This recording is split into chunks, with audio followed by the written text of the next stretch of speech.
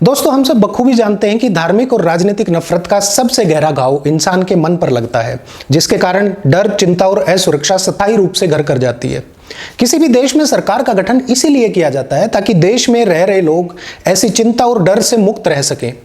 इस बात में कोई दो राय नहीं है कि राजनेता अपनी पार्टी की सरकार बनाने के लिए देश की जनता को पहले मानसिक और आर्थिक रूप से कमजोर करते हैं और उसके बाद वो पैसे, धर्म और जाति के नाम पर बांटने का खेल खेलते हैं। मुझे नहीं पता आप लोगों ने कितना ध्यान दिया है, लेकिन देश में धार्मिक और राजनीतिक तनाव बढ़ाने के लिए सबसे अधिक आलोचना केंद्र की सत्ताधारी पार्टी और उससे जुड़े संगठनों की होती है। नेताओं ने जब से हिंदुत्व को राजनीति का आधार बनाया, तब से सांप्रदायिक ध्रुवीकरण ने देश की जीडीपी से भी तेज रफ्तार पकड़ ली है। खासकर 2014 के बाद से, जब से हमारे 56 इंच के सीने वाले दिव्य पुरुष ने जनता को कभी ना लपेटे जाने वाली झूठी आकांक्षाओं से भरकर सरकार बनाई है। साल 2019 में लागू सीएए ने देश भर में धार्मिक आधार पर नागरिकता की बहस तेज कर दी, जिसके कारण समाज में असंतोष फैला और देश की जनता को धर्म के नाम पर दो धड़ों में बांट दिया गया।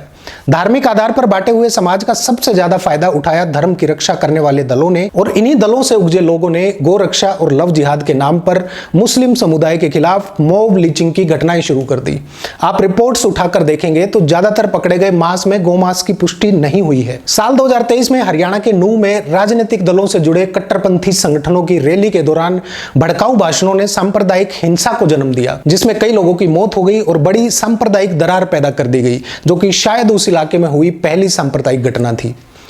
किसी ने देश के प्रधानमंत्री से उम्मीद की थी कि वो निष्पक्ष, बिना किसी धार्मिक और जातीय भेदभाव के देश के विकास के लिए काम करेगा, लेकिन साल 2024 में देश के प्रधानमंत्री ने बड़े जोर शोर से अयोध्या के राम मंदिर के उद्घाटन में शामिल होकर धार्मिक रूप से कट्टर लोगों को देश में अशांति फैलाने का खुला अवसर दे दिया। मैं ये नहीं कहता कि यह गलत है, लेकिन केवल हिंदू धर्म के समारोह में शामिल होकर जनता को संदेश देना धार्मिक पक्षपात दिखाता है। हालांकि पूरी कोशिश की गई इस कार्यक्रम को धार्मिक एकता का प्रतीक बनाने की, लेकिन जिस प्रकार से चुनाव में इसका प्रचार और प्रसार, भाषणबाजी की गई, राम मंदिर उद्घाटन में प्रधानमंत्री का शामिल होना एक समुदाय विशेष में असुरक्षा और राजनीतिक ध्रुवीकरण बढ़ाने वाला माना गया। वैसे तो ये सारे घटनाक्रम बहुत सारे लोगों की समझ से बाहर हैं और उनको ये बेहद मामूली सी बात लगती है, लेकिन इसका देश की जनता पर सामाजिक और मानसिक रूप से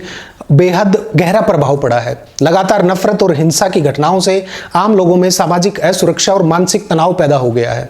घर से बाहर निकलते टाइम आदमी अब 2 बार सोचने लगा है, क्योंकि एक दूसरे पर भरोसा कमजोर हो चुका है, जिसके कारण सामाजिक एकता बिखरने की कगार पर है। इसके अलावा कानून व्यवस्था की समस्या और तनावपूर्ण माहौल के कारण व्यापार, निवेश और पर्यटन सेक्टर को भी कितना नुकसान पहुंच रहा है, इसका जीता जागता उदाहरण यह है कि अब दूसरे देश भारत में यात्रा करने वाले अपने नागरिकों की सुरक्षा को लेकर एडवाइजरी तक जारी करने लगे हैं। यह बात यही खत्म नहीं होती, बल्कि नफरत के कारण युवाओं में कट्टरता पैदा हो रही है, जिसके कारण सामाजिक अशांति फैलने का खतरा पैदा हो सकता है और शिक्षा का तो पतन हो ही रहा है। अभी आपने देखी होगी खबर कि शायद यूपी में 27,000 स्कूलों का मर्जर किया जा रहा है या फिर उनको बंद किया जा रहा है, जो भी हो, लेकिन ये बिल्कुल गलत है। इनको दोबारा से जीवित करने की कोशिश करनी चाहिए सरकार को।